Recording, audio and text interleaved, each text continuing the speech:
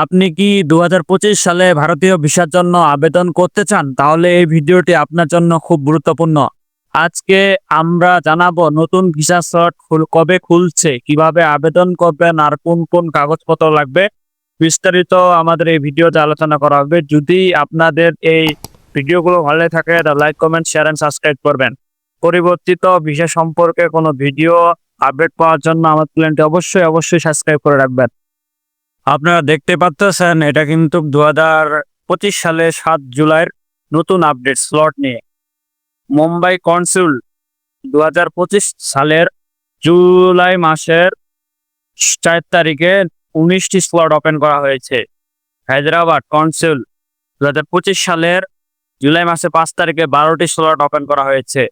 Kolkata console 2025 সালে জুলাই মাসের 6 তারিখে 13টি স্লট ওপেন করা হয়েছে।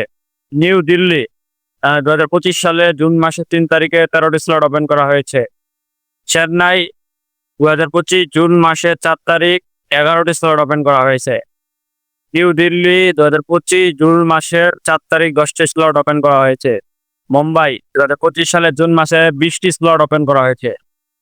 কলকাতা 2025 সালে জুন মাসের 6 তারিখে 8টি স্লট ওপেন করা হয়েছে। হায়দ্রাবাদ 2025 সালের জুন মাসের 9টি স্লট ওপেন করা হয়েছে।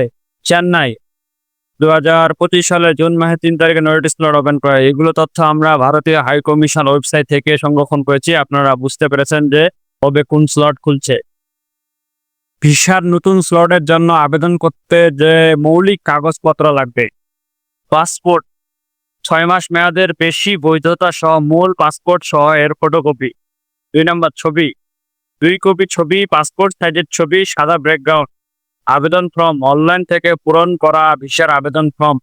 অন্যান্য ডকুমেন্ট ভিসার ধরন অনুসারে অন্যান্য প্রয়োজনীয় কাগজপত্র যেমন এনআইডি, জন্ম সনদ, বর্তমান ঠিকানা প্রমাণপত্র যেমন বিদ্যুৎ বিলের কপি, আর্থিক সচ্ছলতার জন্য প্রমাণ যেমন ব্যাংকের স্টেটমেন্ট, ভ্রমণের উদ্দেশ্যে প্রমাণপত্র যেমন কাগজের অনুমতিপত্র, শিক্ষা প্রতিষ্ঠানের আমন্ত্রণ পত্র ইত্যাদি। এখানে কিছু অতিরিক্ত বিষয় উল্লেখ করা হলো। যদি আপনি কোনো কোম্পানির মাধ্যমে করে থাকেন তাহলে এনওসি, নো সাবজেকশন সার্টিফিকেট প্রয়োজন হতে পারে। আপনি যদি স্টুডেন্ট ভিসা বা অন্য কোনো সেই ভিসার জন্য আবেদন করে থাকেন তাহলে সেই ভিসার জন্য নির্দিষ্ট কাগজপত্র প্রয়োজন হবে। কিছু দেশে ভিসার ফি প্রযোজ্য হতে পারে যা ভিসার জন্য আবেদনের সময় পরিশোধ করতে হয়। এইসব মৌলিক কাগজপত্র থাকলে আপনারা ভারতীয় ভিসায় আবেদন করতে পারবেন।